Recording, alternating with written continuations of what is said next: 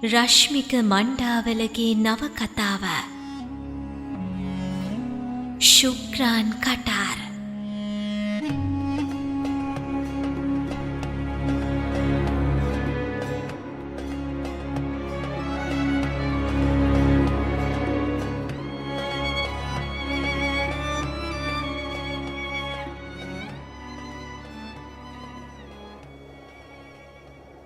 ගමන ඇරඹේ.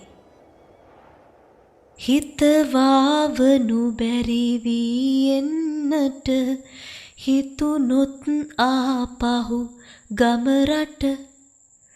කාගේ හෝ ටැබ්‍යන්තරයකින් කාමරේ පුරා විසිරෙන සේනානායක වේරලියද්දයන්ගේ ගීතය සිත තව තවත් ඔද්දල් කර දමයි. සේවාමුර අවසන්ව වරින් වර කාමරයට පැමිණෙන නිත්‍ය සමාජිකයින් අතින් විදුලි බල්බය දැල්වෙන වාරයක් පාසා අවදිවීම සිදුවේ. තට්ටු ඇඳන් පිහිටා ඇති කාමරේ මට හිමි වූයේ උඩ තට්ටුවේ ඇඳක්ය. ඒ අසලම ඇති විවර කර ඇති ජනේලිය තුලින් කටාරයේ සීතල සුළඟ කාමරයට රිංගා ගන්නේ පළමුව අසුවනමා අධික සීතලෙන් පෙළා දමමින්ය. ජීවිතේ ප්‍රථම වරට බිරිඳත් දරු දෙදෙනාත් ලංකාවේ තනිකර සැතපුම් දහස් ගණනක දුරක් ගෙවා පැමිණ ගත කරන පළමු රාත්‍රියයි. ලංකාවෙන් එපිට ගෙවෙන පළමු රාත්‍රිය මෙතරම් දිගු වේයයි කිසි විටක මට නොසිතී තිබූ තරම. බණ්ඩාරනායක අන්තර්ජාතික ගුවන්තොටුපළින් කටාර් එයාර්වේස් සමාගමට අයත් ගුවන් යානයට නගින විට සිතේ තිබූ ප්‍රමෝදය දැන්නම් සහ මුලින්ම පිටව ගියාක් වැනිය. මා ඇරලවන්නට ගෙදර සියල්ලන්ම පැමිණියේය. වයස අවුරුදු 2කට ආසන්න වූ දියණියත් මාස 3ක් පමණ වූ පුත්‍රයාත් බිරිඳත් දමා ඒම කිසිම විටක පහසු කටයුත්තක් නොවිය. මගේ අම්මාට නම් හැඬුනි. බිරිඳ දෙනෙතින් නොහඬන්නේ මා අධෛර්යයට පත්වේයයි සිතා බව දනිමි. ඇතුළතින් ඇය පෙළෙන හැඟුම් මා හොඳින් දනිමි. ඔවුන්ගෙන් ඈත්ව මම ගුවන්තොටුපළේ පිටවීමේ පර්යන්තයට ඇතුල් වුනෙමි. මීට වසර ගණනාවකට පෙර ගුවන් හමුදාවේ සිටිද්දී මේ ගුවන්තොටුපළේම රාජකාරී කළ අයුරුද මට සිහියට නැගුණි. කාලය කොතරම් දේවල් වෙනස් කරන්නේද යන්න අපට හිතා ගැනීමටවත් නොහැකිය. එදා ධාවනපතේ ආසන්නයේ තිබූ මුර කපුල්ලක අවියක් දරාගෙන මේ පතය මතින් ඉහළ නගින පහළ බසින නානා ප්‍රකාර ගුවන් යානා දෙස බලා සුසුම් සැලුවෙමි. අද මාද ඒ ධාවනපතෙන් පිටත්ව යාමට සැරසී සිටි. අප කැඳවාගෙන යන කටාර් ගුවන් සේවයේ කණ්ඩායම පැමිණ තිබුණි. ගුවන් නියමුවරයාත් සහායක ගුවන් නියමුවාත් රතු පැහැ නිල ඇඳුමින් සැරසුණු විචිත්‍රවන් ගුවන් සේවිකාවන්ද අපට සුබ උදෑසනක් පතා ගුවන් යානයේ කරා නික්මුණෝය. ගුවන් යානයේදී මා අසල අසුනේ හිටියේ රිස්වාන් නානාය. රිස්වාන් අයියා පසුව මගේ හොඳම මිතුරෙක් බවට පත්විය.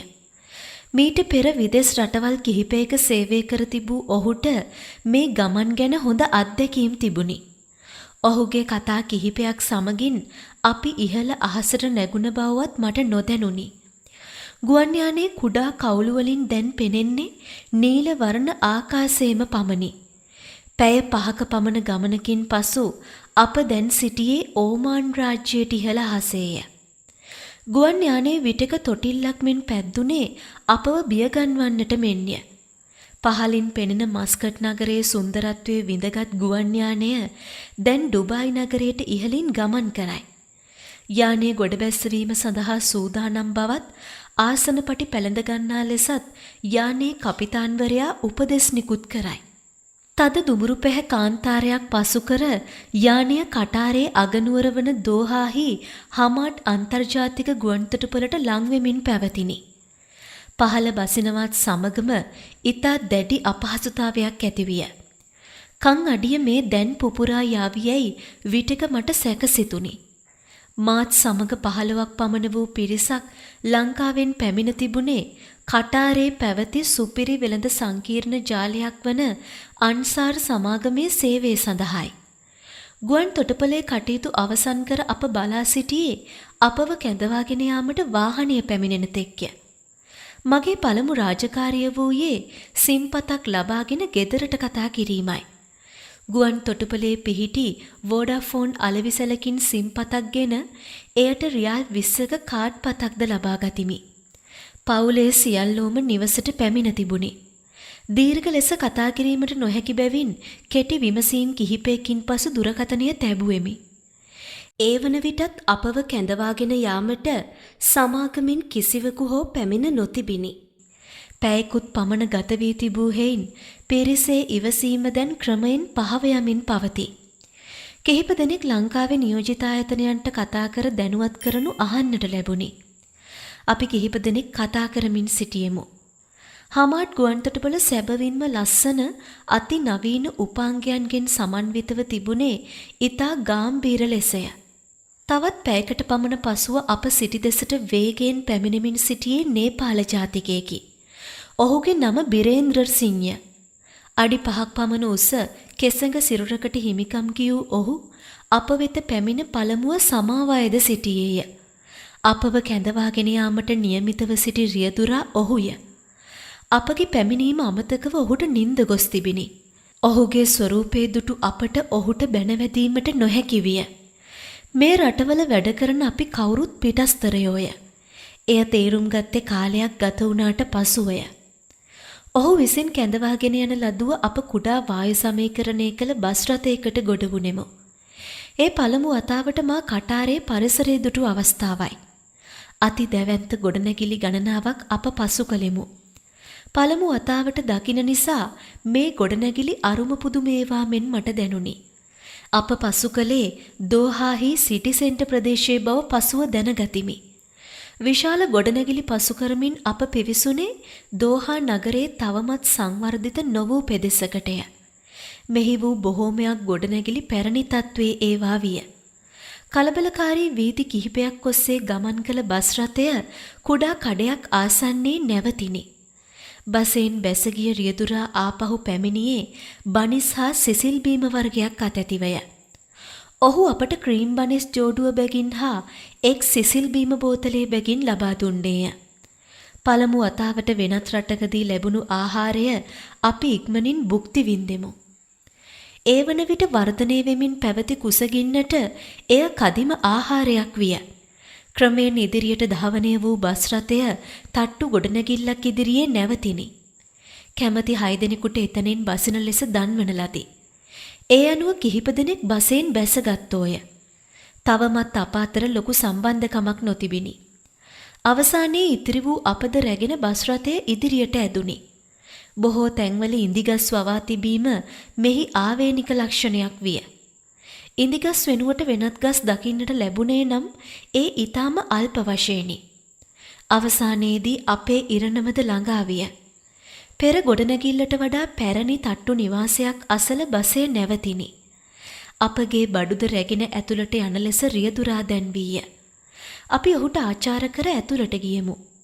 එය මුළු මනින්ම අවුල් ජාලයකි. පහළ තට්ටුවේ එක පෙළට තබා තිබුණේ රෙදි සෝදන යන්ත්‍රය. ඒවා අසල විවිධ රටවල පිරිස් තම වාරය එනතෙක් රැඳී සිටියෝය. ඒ අතර පිලිපීන, නේපාල, බංග්ලාදේශ, ඉන්දියානු ආදී පිරිස් සිටි බව දැනගත්තේ පසුවය. පිවිසුම අසල සිටි ඉන්දියානු ජාතික මුරකරුවා කැඩුණු ඉංග්‍රීසියෙන් අපට 5 වෙනි මහලට යන ලෙස පැවසුවේය. 5 වෙනි මහලෙහි සිටියේ ශ්‍රී ලාංකිකයෝය. ඒ වන විට වේලාව සවස 5 පසු වී තිබිනි. බොහෝමයක් කාමරවල සිටි පිරිස් ඒ වන විට සේවය සඳහා පිටත්ව ගොස් සිටියෝය. ඉතිරිව සිටියේ එදා නිවාඩු දවස වූ අය පමණි. කෙසේ හෝ එක් කාමරයක ඉඩක් සොයාගන්නට මටත් නන්දන අයියාටත් හැකි විය. මෙහි තිබුණේ සැමට පොදු නානකාමර හා වැසිකිළිය. ඉක්මනින් උදේ සිට හැඳ සිටි ඇඳුම් ඉවත් කර නාගෙන අලුත් ඇඳුමකින් සැරසුනෙමි. සවස 6 පමණ වන විට මාත් නන්දන අයියාත් අපේ නවාතැනින් ඉවතට පැමිණ පාර දිගේ ගමන් කළෙමු. මේ වන විටද පරිසරය සීතල වෙමින් පැවතිනි. මේ කාලයට කටාරේ අධික සීතල සමය බව පසුව දැනගත්ෙමි. මෙම ප්‍රදේශය තවමත් නවීකරණය වෙමින් පවතින කොටසකි. විවිධ පන්නේ කම්කරුවෝ ඒවායේ විවිධ රාජකාරිවල නිරතව සිටිනු දක්නට ලැබේ. ඒ ජීවිතය කෙතරම් කටුකදැයි දැනගත්තේ කලකට පසුවය. වැඩි දුරක් නොයා ආපහු පැමිණීමට තීරණය කර තිබුණේ තවමත් මේ රට අපට නුහුරු බැවිනි. ඉංග්‍රීසි හැරෙන්නට වෙනත් කිසිම බසක් නොදත්තෙමු. අසල තිබූ කඩයකින් රියල් 20ක් ගෙවා කුකුල් මස් හා රොටි ඇතුළත් කෑම වේලක් මිලදී ගතිමි. අඳුර වැටීමට ආසන්න බැවින් අපි කඩිමුඩියේ ආහාර ගත්තෙමු. දැන් සීතලද අධික ලෙස දැනෙමින් තිබුණි. ඉර ලොකු බෝලයක් ලෙසින් මුහුද දෙසින් බැස යමින් තිබුණි. හිස් වූ සිතුවිලි වලින්ම වටපිට බලමින් අප සිටි නවාතැන්පලට පැමිණියෙමු. ගෙදර අය දැන් මොනව කරනු ඇතිද? පැය දෙකහමාරක කාල වෙනසක් ඇති බැවින් දැන් ඔවුන් රාත්‍රී ආහාරයගෙන නින්දට ගොස් ඇතිද? දැන් ඉතින් ආපසු ගෙදර යන දිනය කවදාදැයි නොදනිමි. එතෙක් දිවිය ගෙවන්නට වෙන්නේ මෙතනමද? හෙට දිනේ කුමන රාජකාරියක් හිමි වේද? පිළිතුරු නොදන්නා ප්‍රශ්න රාශියක් සමග ජීවිතයේ දිගම රාත්‍රිය ගෙවා දැමීම සඳහා තට්ටු ඇඳේ ඉහළට නැගුණෙමි.